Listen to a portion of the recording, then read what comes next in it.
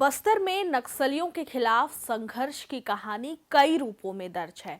उन्हीं कहानियों में से एक है अबूझ माड़ के सतवा और बेलनार गांव की उन 11 आदिवासी परिवारों की कहानियां जिन्होंने सलवा जुड़ूम आंदोलन से भी पहले माओवादियों के खिलाफ तीर धनुष उठाया था। ये वो लोग हैं जिन्होंने अपनी जमीन, घर परिवार सब कुछ खो दिया, लेकिन नक्सलियों का मुकाबला किया। नक्सलियों के खिलाफ आवाज उठाने वाले ये आदिवासी परिवार मजदूरी कर रहे हैं और महिलाएं दूसरों के घरों में बर्तन मांजने को मजबूर हैं।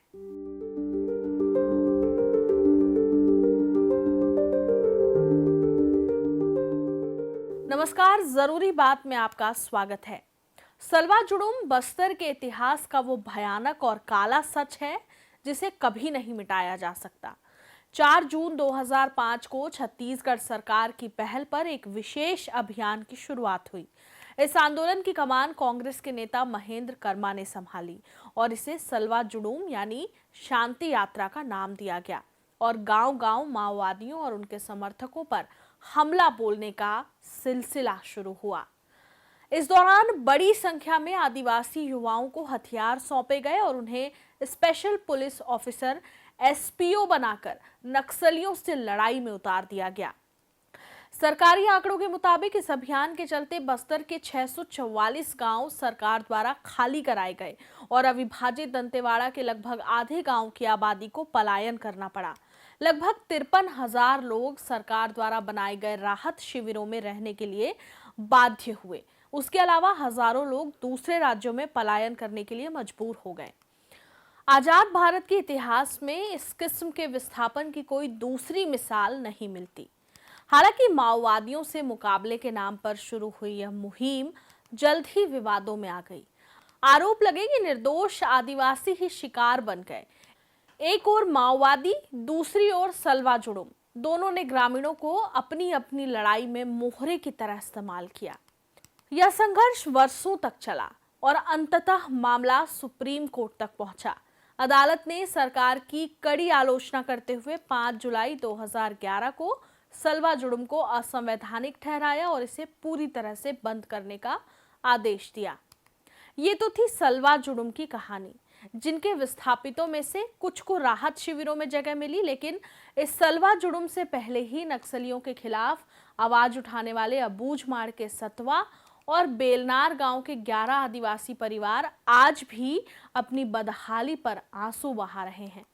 उनका कहना है कि सरकार चाहे कितनी भी बड़ी संख्या में मुठभेड़ करे, लेकिन बस्तर से नक्सलवाद पूरी तरह खत्म नहीं हुआ है। माओवादी संगठन की जड़ें इतनी गहरी हैं कि उन्हें उखाड़ना आसान नहीं है। यही कारण है कि सरकार के तमाम दावों के बावजूद ये परिवार मानते हैं कि बस्तर से नक्सलवाद का अंत अभी दूर की कौड़ी है। सतवा पंचायत के उस दौर के सरपंच सुदरू इचाम का कहना है कि यदि सरकार अनुकूल माहौल बनाए और पूरे गांव को सुरक्षा दे तो हम वापस लौट सकते हैं, लेकिन बिना सुरक्षा लौटने का मतलब है मौत को बुलावा देना। सुदरू इचाम बताते हैं कि माओवादियों ने उनका पूरा परिवार तबाह कर दिया। वह कहते हैं कि 3 भाई थे, भरा पूरा परिवार था। बस इतना गुनाह था कि हम मांस और मदिरे का सेवन नहीं करते थे। गांव के कुछ लोग इस बात से नाराज होकर नक्सली नेता राजमन मंडावी के पास शिकायत ले गए। हमें जन अदालत में बुलाया गया। 2001 में मेरे भाई की हत्या मेरी आंखों के सामने कर दी गई। छोटा भाई भी 2004 में नक्सलियों के हाथों बेदम पीटा गया। उसे मृत समझकर छोड़ दिया गया। किसी तरह हम बचकर दंतेवाड़ा पहुंचे। हम लोग इसलिए छोड़ना पड़ा है। 2001 में हमारा बड़ा भाई को, मेरे से बड़ा भाई को मारे हैं, बुद्रा मिचाम को। उसके बाद मैं अपना उसका FIR धारित दंतेवाड़ा वहाँ पे बैरंगढ़ थाना में किया हूँ। उसको कुछ मुआवजा मिला था 1 लाख। उसको 50,000 वो लोग मांग के देखे। मैं बोला मैं इसके बारे में नहीं जानता हूँ, उसका डवकी बाल बच्चे हैं, वो लोग जानते हैं, मांगना है तो उनसे मांगो, मैं कैसे दूंगा दूसरा पैसा मेरे को बोलने से। इतना बोलने के बाद मेरे को फिर उसी 2-3 बार बोल के देखे पैसा के बारे में। तो मैं बोला मैं इसके बारे में नहीं जानता यार, आप लोग बार बार एक बार बोलना है, 2 बार बोलना है, आप बोलो उसी से बोलो, उनका मिसेस है। ऐसा बोलने से फिर 2004 में ये लोग अचानक 9 बजे रात को पहुँचे और सीधा आर पार मार दिए मेरे को, आपको मारे? मारे हार पार, दवाई भी निशाना है। तो उसके बाद मेरे को मेरा छोटा भाई रात को चोरी करके जैसा जंगल तरफ से इंद्रावती नदी को छोटा सा नाव से पार किया है। वो भी बड़ा नाव को सबको वो लोग रोक के रखे, उसी में पूरा ड्यूटी कर रहे थे। तो भाई इधर एक मछली पकड़ने वाला छोटा सा नाव था, इसको कैसे करके बचाऊंगा बोल के वो मेरे को रात को छोटा सा नाव में नदी को पार करा के लाया है। आप तो सरपंच थे क्या? मैं सरपंच था और वो लोग यही बोल के एक बार मारे कि आप को हम लोग मना किए हैं, मना करने के बावजूद भी आप राशन कार्ड बनवा कर इनको बांटे। सुद्रू इचाम याद करते हैं कि उस दौर में प्रशासन और नागा बटालियन ने 50 युवाओं को हथियार चलाने की ट्रेनिंग दी थी। यही लोग बाद में सलवा जुडूम की रीढ़ बने। उन्होंने बताया कि 2005 में यह आंदोलन बड़े रूप में सामने आया और इसे सलवा जुडूम नाम दिया गया।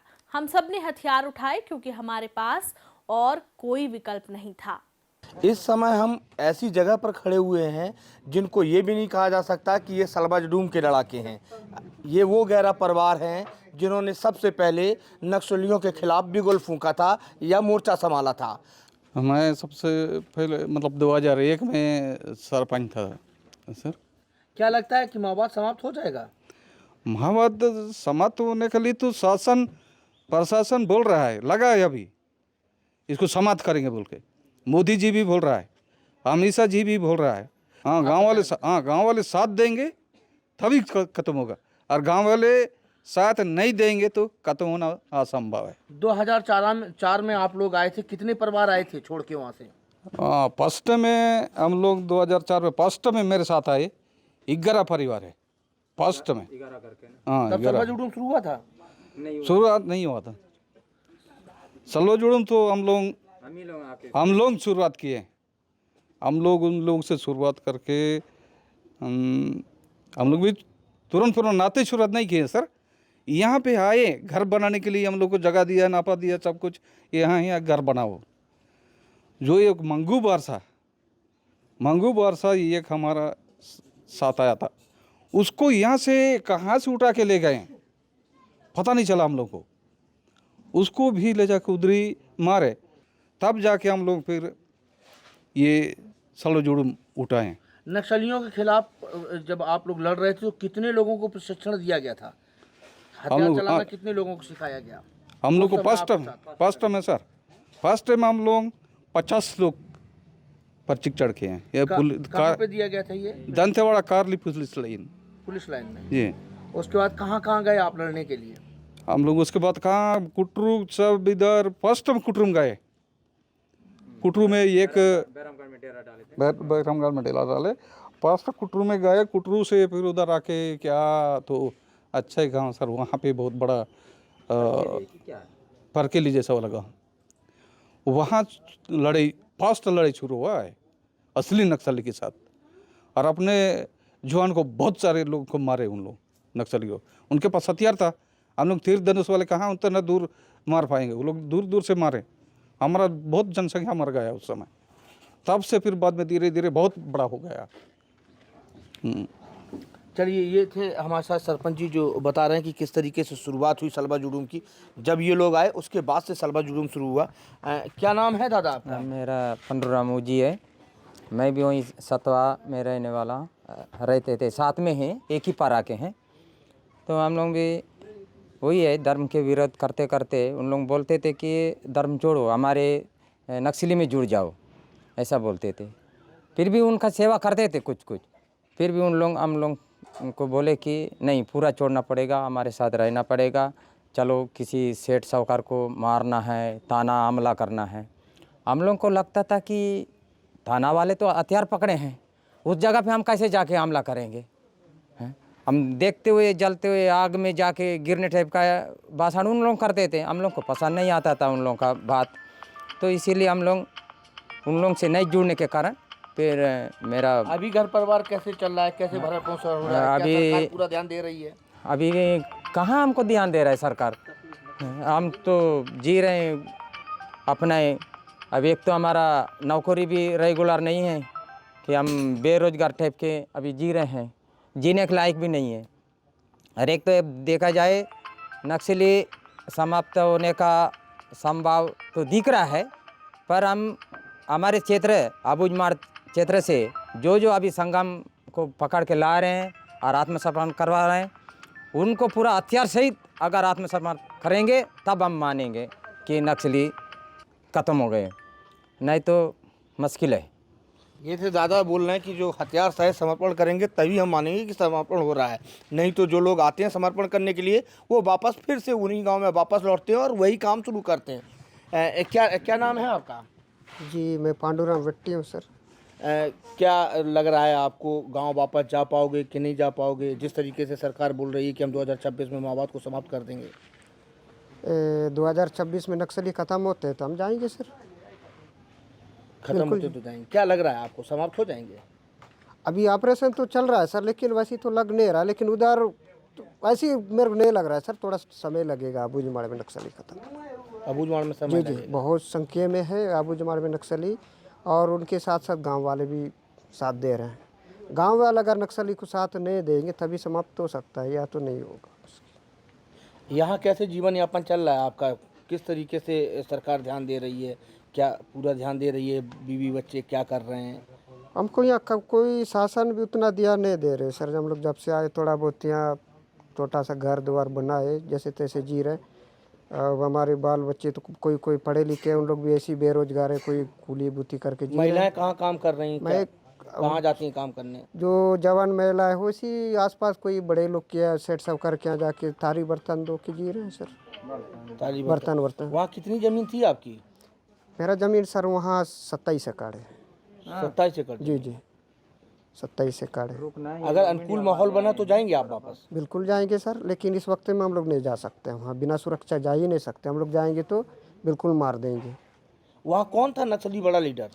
बड़ा लीडर सर पहले तो 2003-4 के राजमोहन थे, उधर आबूझमाड़ का सबसे बड़ा लीडर राजीमोहन थे। राजमोहन। जी राजमोहन। ये बोल रहे हैं कि जब तक सुरक्षा नहीं मिलेगी तब तक हम वहाँ नहीं जा सकते। और भी लोग हैं, उनसे भी चर्चा करते हैं। दादा क्या नाम है आपका? मुन्नाराम वट्टी। क्या लग रहा है आपको, नक्सलवाद समाप्त होगा? समाप्त होने की देर नहीं है, वो 1 महीना में भी हो सकता है, 2 दिन भी होगा, परंतु यदि लोगों का जो गांव वाले में सबका विचार बदलेगा, जो नक्सली बने हैं और नक्सली लोग से जो जोड़ के काम कर रहे हैं, उनका तब तक विचार नहीं बदलेगा तो नक्सली समाप्त नहीं होगा। इसीलिए नहीं होगा कि अभी भी किसी ने कुछ, पहले तो ऐसा स्थिति रहा कि वो इंद्रावती पड़ता है, इंद्रावती पार करके हम लोग का गांव उस तरफ है, आने जाने का सुविधा कुछ भी नहीं रहा, अभी भी नहीं है। अभी एक पुलिया बन रहा है हम लोग के क्षेत्र के लिए, अब वो भी अभी कंप्लीट उद्घाटन नहीं हुआ। नाव में ही आते थे हम लोग, क्योंकि उन नाव पार करके इस तरफ नहीं आना है ना, 8 बाजार या तो किसी का कुछ इलाज भी करने के लिए आने का मना था। वो इधर आने के बाद पुलिस को सूचना देंगे या तो यहाँ का बात वो ले जाके बताएंगे, तब हम लोग का संगम या तो नक्सलियों का नाम वहाँ चला जाएगा, तो फिर हम लोग को परेशानी बढ़ेगा। इसीलिए उन लोगों का ऐसा उनका कहना था। अभी यही विचार क्या है उनका अभी ये लगा है, अब उस तरफ रहते हैं कुछ लोग, माने ऐसा उनका हो रहा है। हम लोग का जितना भी नाम दर्ज करवा दिए, पुलिस आके पकड़ के ले जाएगा या तो मारेंगे, ये उनका वो विचार है। एक तो उसी बदले भावना में गांव के लोगों ने, जो अभी गांव वाले ही तो है, ये सब संगम बने हैं, मेन तो संगम होते हैं, संगम बनने के बाद ही फिर वो बड़े लीडर के पास पहुंचाते हैं खबर। तब तक ये लोग बदले की भावना जो है हटा देंगे, तभी नक्सली समाप्त होगा। मेरा कैसा लगता है, अरे बदला भावना जो है रखे रहेंगे तो समाप्त नहीं होगा। तो ये दादा थे बोल रहे हैं कि जब तक आपसी मतभेद हैं या मनभेद हैं वो दूर नहीं होंगे तब तक नक्सलवाद समाप्त नहीं होगा। चाहे समर्पण हो चाहे गिरफ्तारियां हो, सरकार चाहेगी तो होगा, लेकिन इनका ये मानना है कि अभी भी बहुत सारे नक्सली वहाँ पर हैं और हम वहाँ वापस नहीं लौट सकते जो हमारा गांव है सतवा, क्योंकि हमने 2004 में ये मुहिम छिड़ी थी और 22 साल हो गए हैं जो एक ही कैंप में रह रहे हैं और इनकी प्रबल इच्छा है कि हम अपने गांव जाएं, लेकिन ये बिना सुरक्षा के वापस नहीं लौट सकते। पुष्पेंद्र सिंह, सीजी खबर। इस भयावह लड़ाई के दौरान कई परिवार विस्थापित हो गए, जमीनें छूट गई, परिवार बिखर गए। आज स्थिति यह है कि जिनके हाथों में कभी बंदूक थी वे अब दिहाड़ी मजदूरी कर रहे हैं। महिलाएं दूसरों के घरों में बर्तन मांजकर गुजर बसर कर रही हैं। बच्चों का अच्छे स्कूलों में दाखिला नहीं हो पा रहा है। मेरा भाई भी पढ़ा लिखा तो है सर, लेकिन वो भर्ती में डाल रहे हैं तो हो नहीं रहा है। और मेरे बच्चे सर, जैसे अभी जाऊंगा मैं स्कूल के लिए, मैं 2 बार एडमिशन के लिए फॉर्म डाला हूँ, दोनों बार नहीं हुआ है। तो नक्सल हिंसा पीड़ित है तो बिल्कुल हो जी जी होना चाहिए सर, लेकिन हो नहीं रहा है। वो तो गलत ही हो रहा है हमसे, उधर से भी गलत हो गया, यहाँ भी आए यहाँ भी गलत हो रहा है हमसे। सरकार हमको ध्यान ही नहीं दे रही है, सरकार ध्यान नहीं दे रही है बिल्कुल। उधर नक्सलियों से भी परेशान। जी, हम लोग वहाँ इतना प्रताड़ित हुआ है नक्सली लोग से, और यहाँ भी हमको कोई पूछ नहीं रहे। वहाँ मेन लीडर कौन है वहाँ? अब मेन लीडर पहले सर 2003-04 में उधर का लीडर राजमोहन थे। राजमन जी, राजमोहन क्या था वहाँ पे? वो अबुझमाड़ क्षेत्र का बहुत बड़े लीडर थे वो। क्या राजमन आगे क्या लिखता है? राजमन ही लिखते थे सर, आगे हमको पता नहीं है उतना, उन लोग बताते भी नहीं है कि इतना है कि राजमन थे उसका नाम। अभी नक्सली खत्म नहीं हुए कुल मिलाकर? अभी नहीं हुए सर, अभी नक्सली अभी तो चल रहा है ऑपरेशन, लेकिन ख़त्म नहीं हुए नक्सली। क्या लगता है कि जिस तरीके से ऑपरेशन चल रहे हैं समाप्त होंगे ये लोग, कि उनकी कितनी संख्या होगी वहाँ पे? आप तो रहे हो वहाँ पे। संख्या तो बहुत था सर, पहले 2004-05 के बाद बहुत ज़्यादा संख्या में थे। अभी खत्म नहीं होंगे? अभी ख़त्म नहीं होंगे जल्दी। सरकार तो बोल रही 2026 में ख़त्म कर देंगे। सरकार तो बोल रहे सर वो ख़त्म कर देंगे तो अच्छी बात है। तो फिर वापस जाएंगे गाँव? जी, अगर पूरा एकदम ख़त्म होगा तभी जा सकते हैं सर। मेरे को तो ऐसी लगता नहीं है कि पूरा एकदम ख़त्म होना उधर, क्योंकि हम लोग जन्म से देखें कि उस क्षेत्र कैसा है अबुझमाड़ में। सुरक्षा की बात कर रहे थे, अगर सुरक्षा में हमको सुरक्षा दिया जाए सर तब जाके हम लोग वहाँ जा सकते हैं। बिना सुरक्षा हम तो गांव जा ही नहीं सकते। बिना सुरक्षा जाएंगे तो हमको मार ही देंगे बिल्कुल नक्सलाइट। नागा फौज के साथ में भी काम किए हो? मैं बिल्कुल काम किया हूँ सर, नागा लोग साथ घुमा हूँ। एसपीओ में था शुरू में, मैं नागा लोग साथ घुमा हूँ। उसके बाद मिजोरम आए तो उन लोग साथ भी घुमा हूँ। पहले एसपीओ में था मैं 2005 का भर्ती में, 2005 से लेकर 6-7 तक एसपीओ में रह के मैं गश्त कर चुका हूँ। उसके बाद 2007 के फिर होमगार्ड वाला भर्ती निकला तो हम लोग को होमगार्ड में भर्ती करा दिया सर। हमको पता नहीं था कि होमगार्ड भी पुलिस ही टाइप का होगा। बाद में वहाँ जाने के बाद पता लगा है कि होमगार्ड तो अलग विभाग है, पुलिस टाइप का नहीं है, और उसमें वो सरकारी नहीं है, कुछ नहीं है सर। वहाँ कुछ मिलता ही नहीं, कोई सुविधा नहीं है। और हम लोग अभी भटक रहे हैं, वहाँ इतना कम वेतन मिलता है। हम लोग ऊपर से नक्सल पीड़ित है सर। हमारे पास खेती बाड़ी नहीं, घर द्वार नहीं, ले देखे हमारा घर द्वार चल रहा है। अब मैं तो अभी भी सर, मेरे को DRG में हो जाएगा तो मैं भी चले जाऊँगा टाइप का लगता है सर। ऐसा जगह चले गया हूँ, न लड़ते बन रहा है न कुछ करते बन रहा है। जब सबसे पहली लड़ाई नक्सलियों से? जी जी, हमारा तो सबसे पहले तो लड़ाई नक्सली से है सर। हम लोग उनसे लड़ाई करके आए तो हमको वहीं पे रहना था लड़ाई में। हमको तो सलवा जुड़ू में इतना अच्छा लग रहा था सर। पहले मुन्ना राम भट्टी, गरम सतवा के रहने वाले। कब आए थे आप यहाँ पर और क्यों आना पड़ा आपको यहाँ? 2004 से आना पड़ा इधर।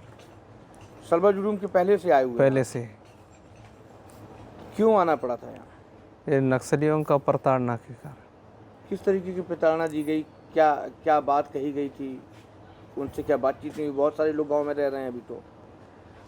बहुत सारे लोग तो रह रहे हैं, पर उनके साथ जो मजबूरी में उनके साथ रहना पड़ रहा है उनको। अब कहीं जाने से भी परेशानी है। ये सब झेलते हुए फिर हम लोग एक तो धार्मिक क्षेत्र में पहले से जुड़े हुए थे पूजा पाठ के संबंधित, तो उनको भी उनका रोकथाम करना, ना ये ऐसा काम नहीं करना पूजा पाठ वाला, ये सब चीज़ उनको पसंद नहीं था। और हमको आस्था को छोड़ने के लिए हम लोग को पसंद नहीं था। तो ये सब मजबूरी कर दिए हैं। एक तो गांव के सियान लोग को मार काट करना चालू कर दिए।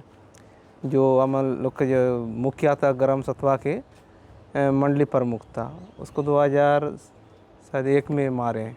क्या नाम था उनका? बुधराम इचाम। उसके बाद 2004 में सरपंच, उसके छोटे भाई सरपंच थे सुधुराम इचाम, उनको गुप्ती से मारने का काम किए आर पार। फिर एक पंच था, उनका भी नाम था उसी जो 2004 में, तब वो पंच फिर दूसरे नक्सली को दूसरा दिन उसको माने जान नहीं गया, जान नहीं जाने के कारण उसको दोबारा मारने अटैक करने का था। तब फिर एक पंच था वो जो उनको मार दिए। तब फिर इसमें हम लोग को भी मजबूर होकर छोड़ना पड़ा कि कोई रहे थे तो हम लोग को भी मार देते हैं उनका। कितने परिवार वहाँ से आए थे आप लोग? हम लोग करीबन 20 मकान के, मतलब 20 परिवार से ज़्यादा ही थे उस गांव से, मतलब 20 घर के लोग आए थे। जी जी। मतलब 10-11 परिवार आए थे। हाँ ज़्यादा थे। अब एक माने एक घर का ही सब बता रहे हैं, उन संख्या तो नहीं बता रहे हैं। अभी क्या मिल रहा है आपको यहाँ पर? कहाँ नौकरी कर रहे हैं? कैसे घर परिवार का जो है ना पालन पोषण चल रहा है? अभी वर्तमान में तो हम अभी नगर सेना में होमगार्ड में, पहले से एसपीओ थे, एसपीओ से अब इसमें क्या थोड़ा सा ज़्यादा मिलने के कारण माननीय पूर्व मुख्यमंत्री डॉक्टर रमन सिंह ने शायद वो उसी ने ये सब आदेश निकाल दिए कि इसमें परिवर्तन करने के लिए। और एसपीओ से फिर इसमें नगर सेना में आ गए और नगर सेना नीचे चला गया, जो एसपीओ थे ऊपर उठ गया। अब इस महंगाई में हम लोग को जीने का तो बहुत परेशानी झेलना पड़ रहा है। अब बाल बच्चे अब सब बड़े बड़े हो गए। बाल बच्चे कहाँ काम कर रहे हैं? कैसे? अभी तो कुछ भी काम नहीं कर पा रहे हैं, बस कहीं कोई मजदूरी कर रहे हैं, कोई किसी के दुकान में जा रहे हैं। अब नौकरी सी तो मिल ही नहीं रहे सब परिवार को। महिलाएं वो कहाँ काम कर रही हैं? महिलाएं अभी वो भी सियानी हो रहे हैं, तो अब क्या काम कर जाएंगे। अब तगाड़ी तो उठाना नहीं जा पाएगा। अभी जिस तरीके से सरकार बोल रही है कि हम नक्सलियों पे पूरी तरीके से संगठन कर दिए हैं और बहुत जल्द नक्सलियों को समाप्त कर देंगे 2026 तक, क्या लगता है कि 2026 तक माओवाद समाप्त हो जाएगा बस्तर से? बस्तर में माओवादी समाप्त होने का कारण एक ही दिख रहा है कि इसमें अगर गांव वाले सही सलामत सरकार का आदेश को मानेंगे, उसका पालन, तभी समाप्त होगा।